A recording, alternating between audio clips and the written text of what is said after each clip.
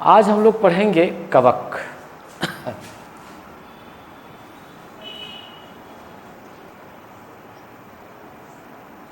इसको हम लोग कहते हैं फंगे।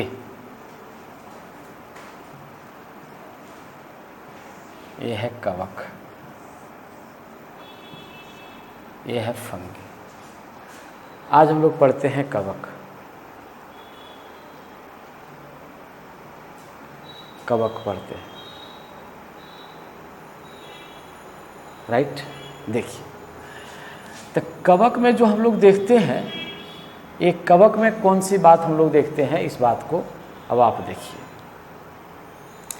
तो कहता है कि कवक में क्या होता है, पर्णहरित नहीं होता है।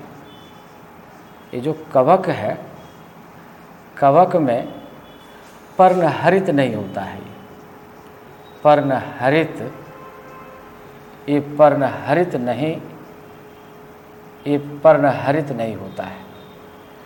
तो स्वाभाविक बात है कि जब पर्णहरित नहीं होगा तो अपना भोजन नहीं बना पाएगा। इसीलिए कवक अपना भोजन नहीं बनाता है। पर्णहरित के अभाव में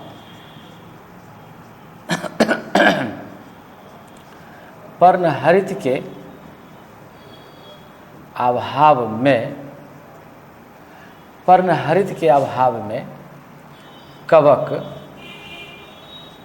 अपना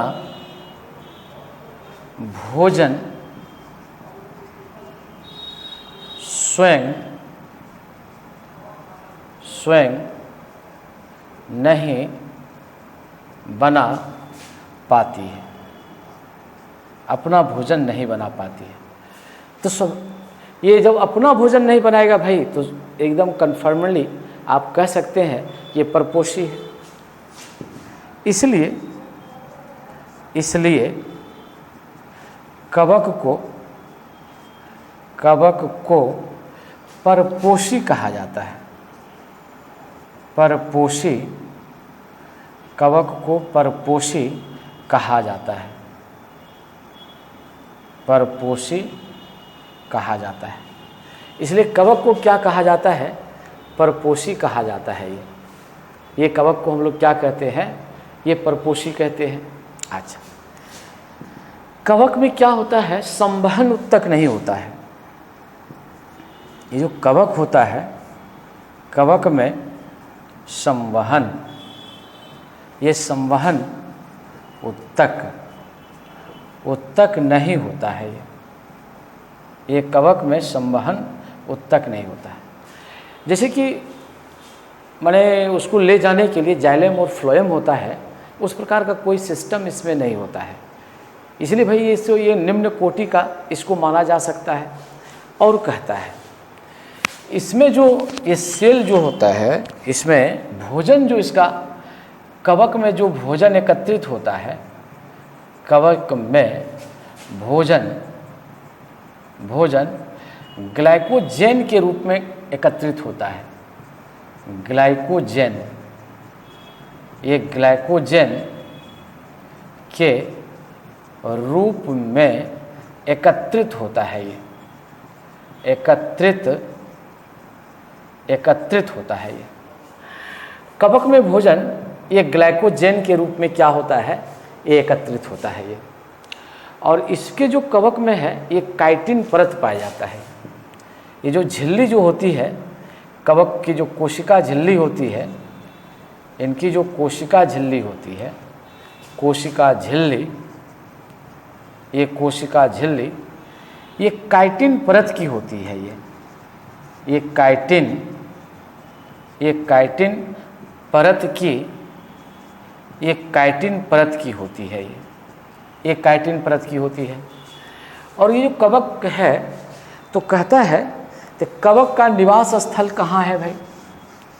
कवक का यदि हम लोग देखें ये निवास स्थल, तो ये कहाँ होगा, इस बात को अब आप देखिए। ये कवक का निवास स्थल कहाँ है, देखिए ये कवक का निवास स्थल कहाँ है। ये कवक का निवास स्थल, ये कवक का ये निवास स्थल। देखिए कवक का जो निवास स्थल है ये कहाँ पर है भाई?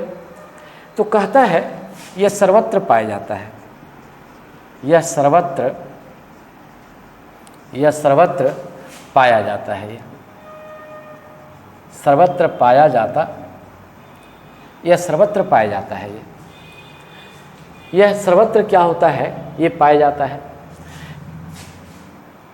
चाहे वह नम स्थल हो, नम स्थल हो, क्या हो भाई? अचार हो, मुरब्बा हो, मुरब्बा हो, बाल हो, यानी कभी कभी कपड़े पर भी, कपड़े पर भी, ये बाल में भी, बाल में भी, बाल में भी, गोबर में भी, नाखून में भी, नाखून में भी ये क्या होता है? ये पाया जाता, ये नाखून में भी ये क्या होता है? ये पाया जाता है। कहने का मतलब दुनिया में कोई ऐसा स्थल नहीं है जहाँ कवक ना मिलता हो, ऐसी कोई बात नहीं है। दुनिया के हर क्षेत्र में, हर कोने में ये कवक आपको मिलेगा। और इन चीज़ों पर भी आपको क्या दिखाई पड़ेगा? ये कवक आपको दिखाई पड़ेगा। ये कवक, ये इन चीज़ों पर भी आपको क्या दिखाई पड़ेगा? ये कवक दिखाई पड़ेगा। तो जो इसमें जो गोबर पर जो कवक उगता है वो कॉफ्रोफिलस कहलाता है। वो तो जो गोबर पर जो उगने वाला कवक है, गोबर पर उगने वाला कवक, उगने वाला कवक, ये क्या कहलाता है? कॉफ्रोफिलस कहलाता है। कॉफ्रो, ये फिलस, ये कॉफ्रोफिलस ये कहलाता है। ये गोबर पर उगने वाला कवक ये क्या कहलाता है? कॉफ्रोफिलस कहलाता है। ये कॉफ्रोफिलस कहलाता है। ये गोबर पर जो उगने वाला कवक है ये क्या कहलाता है?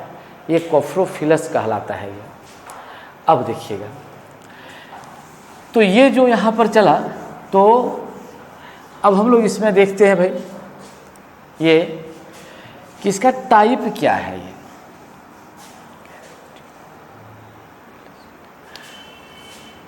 इसका हम लोग प्रकार देखते हैं। ये कवक का ये हम लोग प्रकार देख लेते हैं। ये कवक का ये क्या है? ये प्रकार है। टाइप ऑफ फंगी, ये हम लोग देखते हैं। टाइप ऑफ फंगी, ये टाइप ऑफ ये क्या है? ये फंगी है। टाइप ऑफ ये फंगी है। ये कवक का ये क्या है? ये प्रकार है। ये कवक का ये क्या है? ये प्रकार है, कवक का प्रकार। तो जो कवक का जो प्रकार होता है उसको इस हिसाब से हम लोग लिखते हैं। तो हम लोग कहते हैं ये है मृतोपजीवी, ये है मृतोपजीवी, इसको हम लोग लिखते हैं मृतोपजीवी। ये है मृतोपजीवी, ये है मृतोपजीवी। और सेकंड इसको हम लोग लिखते हैं, इसको हम लोग बोलते हैं परजीवी। ये है परजीवी। और थर्ड में हम लोग लिखते हैं, इसको लिखते हैं सहजीवी। ये लिखते हैं सहजीवी। ये तीन चीज़ हम लोग इस पर लिखते हैं, मृतोपजीवी, परजीवी और सहजीवी। ये तीन चीज़ है। तो अब हम लोग देखते हैं ये मृतोपजीवी क्या है। अब हम लोग देखते हैं ये मृतोपजीवी क्या है, इस बात को देखिए। अब हम लोग देखते हैं मृतोपजीवी। ये है मृतोपजीवी, ये है मृतोपजीवी। ये मृतोपजीवी क्या कहलाता है भाई? ये मृतोपजीवी कहता है ऐसा कवक जो सड़े गले मृत जीवों पर उगता हो। ऐसा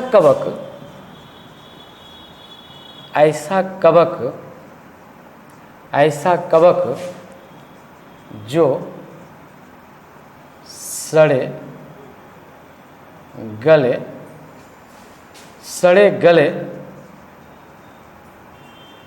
पदार्थों पर ये क्या करता हो, उगता हो।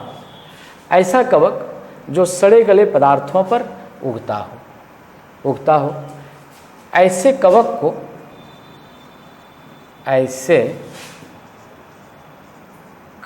को मृतोपजीवी कहते हैं। मृतोपजीवी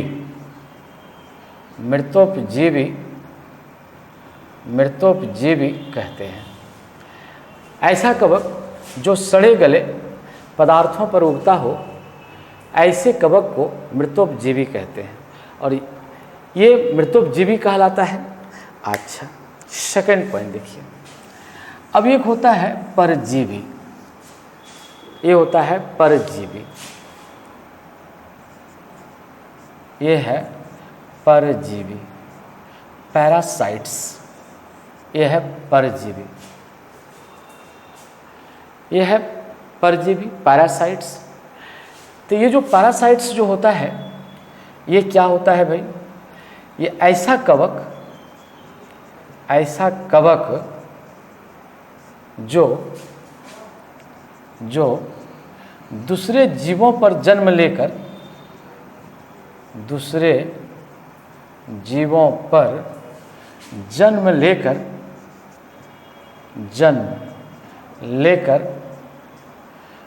ऐसा कवक जो दूसरे जीवों पर जन्म लेकर अपना भरण पोषण करता हो, भरण पोषण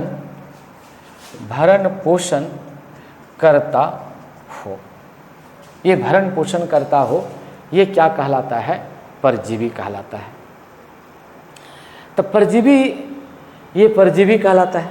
और एक होता है सहजीवी, एक जो हम लोग देखते हैं वो कहलाता है सहजीवी, ये है सहजीवी, ये हम लोग कहते हैं सहजीवी, इसको हम लोग कहते हैं सहजीवी। सिम्बायोटिक, ये है सहजीवी।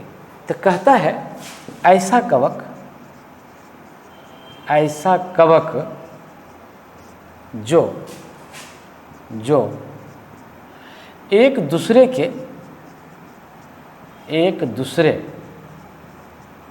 के हित में कार्य करता हो, एक दूसरे के लिए लाभदायक हो। ऐसा कवक जो एक दूसरे के लिए लाभदायक हो,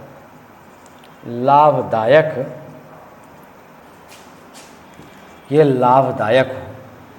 इसका सबसे अच्छा उदाहरण होता है लाइकेन। सबसे अच्छा उदाहरण इसका होता है, ये है लाइकेन, ये है लाइकेन। तो ऐसे कवक को हम लोग क्या कहते हैं? सहजीवी कहते हैं, सिम्बायोटिक कहते हैं। ऐसे कवक को हम लोग सिम्बायोटिक कहते हैं। ये क्या कहलाता है? सिम्बायोटिक कहलाता है ये। अच्छा, अब हम लोग देखते हैं जरा सा कि कवक का लाभ है, इससे क्या लाभ है भाई? ये लाभ इससे देखते हैं, ये प्रॉफिट या बेनिफिट हम लोग देखते हैं। प्रॉफिट, ये प्रॉफिट है, ये इससे ये लाभ होता है। तो लाभ में हम लोग क्या देखते हैं भाई? ये कौन सा ये लाभ है भाई? तो नंबर 1 तो कहता है कि जो वर्ज्य कार्बनिक पदार्थ है वो इसको क्या कर देता है? विनष्ट कर देता है। ये जो वर्ज्य कार्बनिक पदार्थ है, जो वर्ज्य कार्बनिक पदार्थ है, उसे ये क्या कर देता है? उसे विनष्ट, ये विनष्ट कर उसे ये विनष्ट कर देता है। जो वर्ज्य कार्बनिक पदार्थ है उसको ये क्या कर देता है, ये विनष्ट कर देता है, यानी साफ सुथरा कर देता है। एक तरह से कहने का मतलब जो हानिकारक पदार्थ है उसको ये समाप्त करता है। तो ये बढ़िया बात है, अच्छी बात है। तो ये पहला काम इसका। फिर हम लोग इसमें क्या करते हैं भाई, ये कृषि के क्षेत्र में होता है। कृषि के क्षेत्र में ये कृषि के क्षेत्र में है, ये कृषि के क्षेत्र में इसको हम लोग देखते हैं।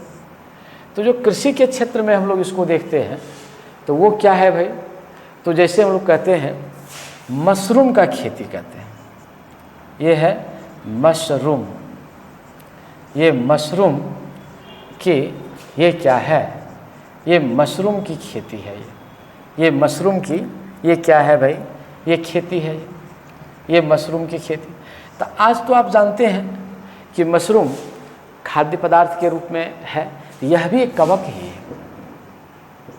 इसका प्रयोग ये खाद्य पदार्थ के रूप में है। ये खाद्य पदार्थ के ये क्या है, ये रूप में है, ये रूप में है ये। और इन दिनों सरकार क्या कर रही है, मशरूम की खेती को बढ़ावा दे रही है। मशरूम की खेती को बढ़ावा दे रही है। इन दिनों सरकार किसानों की आमदनी बढ़ाने के लिए, किसानों की आमदनी बढ़ाने के लिए ये मशरूम की कृषि को बढ़ावा दे रहा है। मशरूम की कृषि को बढ़ावा दे रहा है, बढ़ावा दे रही है। तो ऐसा क्यों है भाई, ऐसा इसलिए कि मशरूम बाज़ार में बहुत महंगे दाम में बिकते हैं, और जब ये महंगा दाम में बिकता है तो स्वाभाविक बात है किसान की आमदनी बढ़ेगी। और इसके लिए कोई बहुत बड़ा जगह भी की आवश्यकता नहीं होती है। एक छोटे से कमरे में भी किसान अपना मशरूम उगा करके इसको तैयार करके अच्छे कीमत पर इसको बेच सकता है, लाभ कमा सकता है। तो ये आपका क्या है, कृषि के क्षेत्र में इसका योगदान है। अब देखिए पनीर उद्योग में इसका पनीर बनता है। ये पनीर उद्योग में, ये पनीर उद्योग में, ये पनीर उद्योग में, ये पनीर उद्योग में तो एक कवक होता है पेनिसिलियम। तो ये पेनिसिलियम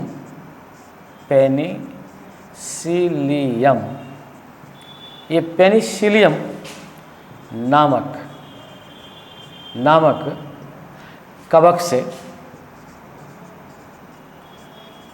से ये पनीर बनाया जाता है। पनीर बनाया जाता है। तो आप जान सकते हैं कि पनीर बहुत ही, जो निरामिष हैं, सामिष नहीं, यानी जो निरामिष हैं यानी वेजिटेरियन है, उसके लिए कितना ज़रूरी है ये पनीर। तो भाई इससे कवक से हम इसको प्राप्त करते हैं। तो पनीर उद्योग भी ये क्या हो रहा है, जब इसी को कम कर दो, मथुरा दर्द करने लगा। तो ये क्या हुआ, तो इससे भी इसको क्या होता है, ये लाभ होता है। तो इस हिसाब से भी हम लोग क्या देखते हैं, ये पनीर उद्योग में क्या करता है, ये लाभ पहुंचाता है। इसके बाद हम लोग देखते हैं अल्कोहल उद्योग। ये अल्कोहल उद्योग, ये अल्कोहल उद्योग, ये अल्कोहल उद्योग में, अल्कोहल उद्योग में भी कवक का प्रयोग होता है। कवक का प्रयोग होता है, कवक का प्रयोग होता है। तो भाई यह भी आपका क्या हो जाता है, लाभदायक चीज़ होता है। अच्छा, अब हम इसका उपयोग देखते हैं और जरा इसमें अम्ल बनाने में, ये अम्ल बनाने में, अम्ल के निर्माण में निर्माण में ये कवक का प्रयोग होता है, कवक का प्रयोग होता है।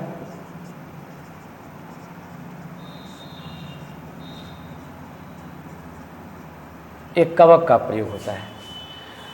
जैसे ये जो साइट्रिक अम्ल है वो जो नींबू में पाया ही जाता है, लेकिन इससे भी बनता है। तो जो कुछ अम्ल है इससे भी बनता है ये, यानी अम्ल के निर्माण में भी कवक का क्या किया जाता है, ये प्रयोग किया जाता है। अच्छा देखिए, ये विटामिन के निर्माण में, विटामिन के निर्माण में, ये विटामिन के निर्माण में, विटामिन के निर्माण में कवक का प्रयोग किया जाता है, कवक का प्रयोग किया जाता है। किया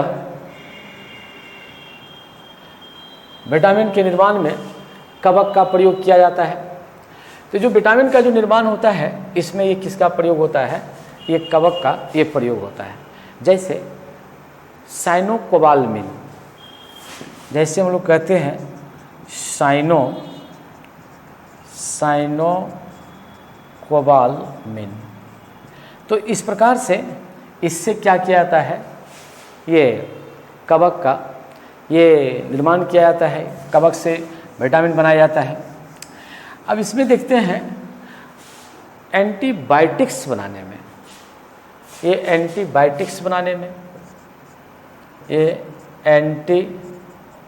एंटीबायोटिक्स के निर्माण में, एंटीबायोटिक्स के निर्माण में। तो सामान्य रूप से ये बात ये है कि सबसे ज़्यादा एंटीबायोटिक्स ये कवक से ही बनाया जाता है। ये सबसे ज़्यादा एंटीबायोटिक्स, सबसे ज़्यादा एंटीबायोटिक्स